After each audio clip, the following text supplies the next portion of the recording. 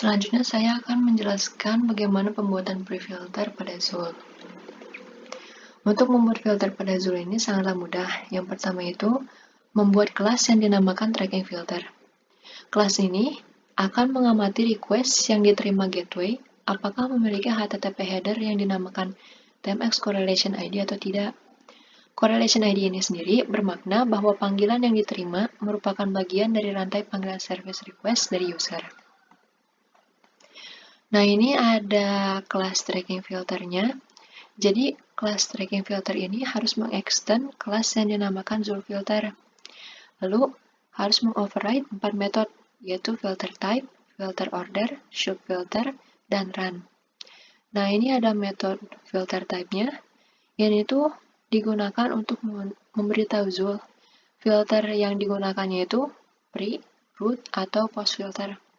Lalu ini ada filter order untuk memberitahu kapan request harus dikirim. Lalu ini ada should filter, ini tuh akan mengembalikan boolean untuk mengecek apakah filter tuh harus aktif atau tidak. Lalu ini yang terakhir itu ada run untuk mengecek correlation ID-nya itu ada atau tidak. Nah, kalau misalkan di HTTP header-nya itu nggak ada TMX correlation ID, TMX correlation itu ID itu akan di-generate. Nah, di sini dia tuh ngecek dulu apakah correlation ID ada atau enggak. Kalau misalkan ada, dia akan langsung nge-get correlation ID. Tapi kalau misalkan nggak ada, dia bakalan nge-set dulu correlation ID-nya. Ini metode untuk nge-set correlation ID-nya. Jadi langsung dimasukin aja correlation ID-nya, lalu dimasukin ke header-nya dengan add Zool request header. Nah, ini metode untuk mengambil TMX correlation ID dari HTTP-nya.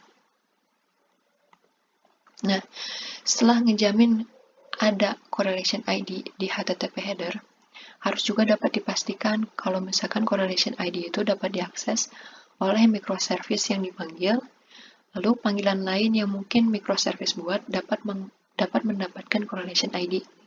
Nah, untuk memastikan kedua hal tersebut, di setiap microservice itu harus dibuat 3 kelas yang akan membaca correlation ID, terus nge-mapping correlation ID ke suatu kelas yang dapat diakses dan digunakan oleh business logic aplikasi, dan kelas yang dapat memastikan correlation ID tersebut dapat disebarkan ke downstream calls.